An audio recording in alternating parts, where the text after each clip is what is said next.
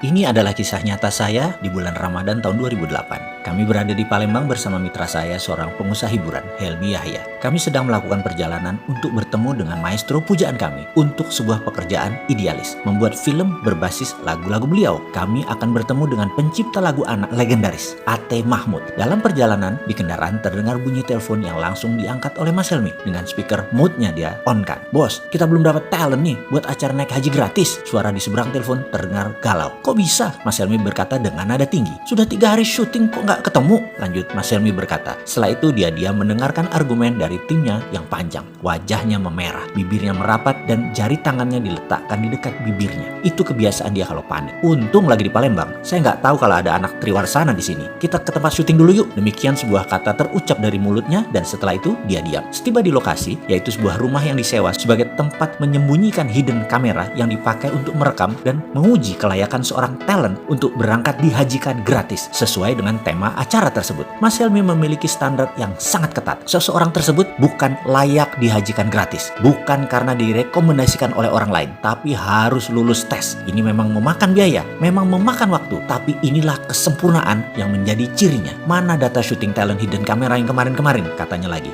Dalam sekejap dia menyaksikan video rekaman-rekaman para talent tersebut dites berbagai cara tesnya. Dengan hidden kamera kita memperhatikan Ustadz ini, Bapak Anu, ujung-ujungnya tidak ada yang layak. Lalu saya disuruh menilai. "Bosman, kamu lihat tuh yang dites pas sebelum Jumatan, 2 Ustadz." Mas Helmi keluar dengan muka merah. Saya turuti perintahnya dan menyaksikan. Biasa kami menggunakan penguji si Rini, spesialis pengujian. Cantik, dewasa, anggun, lengkap dengan jilbab dan aura kerendahan hatinya. Dia melakukan aksi ujiannya di depan Ustadz yang dimaksud. Dia datang jam 11.30 lalu berkata, "Saya ada masalah dengan perkawinan, saya ada masalah dengan suami saya," dan seterusnya. Dia bercerita sangat meyakinkan. Sang Ustadz talent tadi yang sedang diuji mulai berdalih, mulai mewejang, dan menyaksikan adegan tersebut, maka saya tahu sekali mimik wajah dan gerak mata seseorang yang dalam tanda petik berminat. Darah saya langsung naik. "Kok begini sini Ustadz? Ini orang terpandang di daerahnya yang direkomendasikan banyak orang." Menggeser duduknya dekat-dekat si Rini. Hidden kamera menangkap seluruh adegan dengan jelas, dan yang mengherankan dia abaikan sholat Jumat.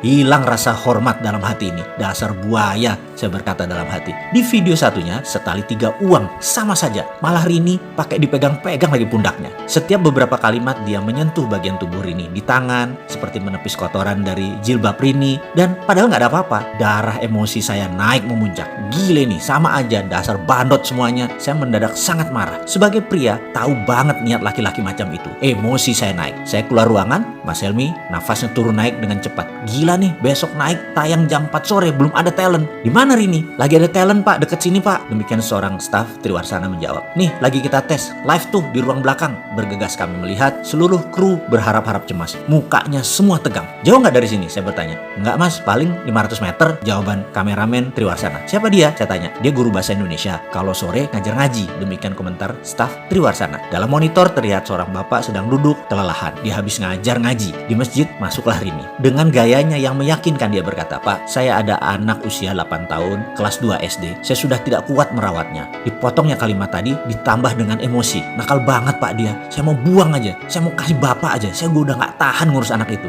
Si Rini menyelesaikan kalimat dengan muka memerah dan membetulkan jilbab sehingga lekuk tubuhnya sengaja yang berbentuk seksi tersebut terlihat. Sang bapak membuang muka. Kemudian dia menundukkan sambil menjawab, "Aku terima." "Maksud Bapak?" kata si Rini lagi. "Ya, sini anak itu. Aku rawat dia. Ini pasti kehendak Allah. Aku ikhlas." Dia menjawab sambil menundukkan wajahnya. Muka Rini terlihat gugup.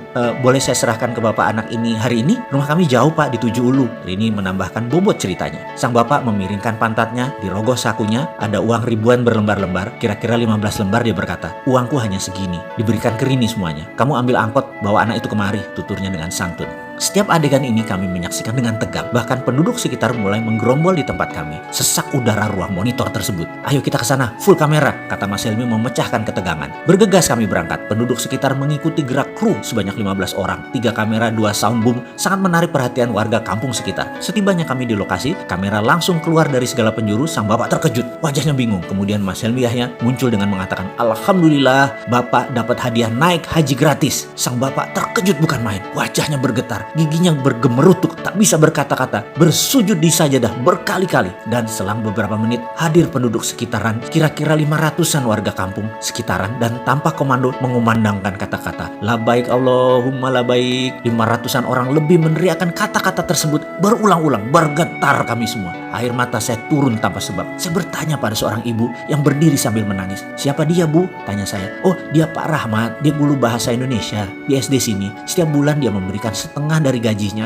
untuk membayar anak-anak dengan permen, dengan apapun supaya mereka mau mengaji. Jawab sang ibu sambil menggendong anaknya yang sudah agak besar. Setengah, saya terperanjat. Iya, lanjut ibu tadi. Dan itu dia sudah lakukan 25 tahun kira-kira. Saya adalah muridnya pertama-tama. Karena sangat miskin kami tak sanggup belajar. Tapi dia membimbing kami. Sekarang pun anakku belajar ngaji sama Pak Rahmat. Dan masih diberi bonus hadiah supaya rajin mengaji. Saya tersentak. Saya menyaksikan seorang bapak. Ia lagi dipakaikan kain ihram. Dikumandangkan talbiyah. Labaik Allahumma labaik. Oleh separuh kampung, warga kampung yang ternyata mencintai dia. Diarak beramai-ramai dari masjid ke rumahnya. Tepat di kediamannya yang hanya berjarak 200 meter dari masjid. Untuk dipamitkan dan untuk memohon izin kepada sang istri. Setiba di rumah yang masih beralas tanah, sepasang suami istri renta berpelukan. Saya masih mendengar sang bapak berkata, Allah mengabulkan doa kita, Bu. Aku berhaji. Aku yang miskin ini berhaji. Suaranya lirih. Mohon izin ya, Bu. Tersungkur di tanah saya seketika mendengar kata-kata tersebut. Terima kasih ya Allah, terima kasih. Masih ada orang seperti Pak Rahmat. Engkau sisakan untuk kami belajar. Tak henti-henti saya bersyukur. Berangkat berhaji ke Baitullah tidak lagi persoalan pekerjaan dan jabatan ataupun uang. Berangkat haji adalah tentang kejernihan hati. Siapa yang pantas, maka Allah Subhanahu wa Ta'ala akan mengundang orang itu lewat jalan yang tidak pernah kita bayangkan. Marhaban ya Ramadan.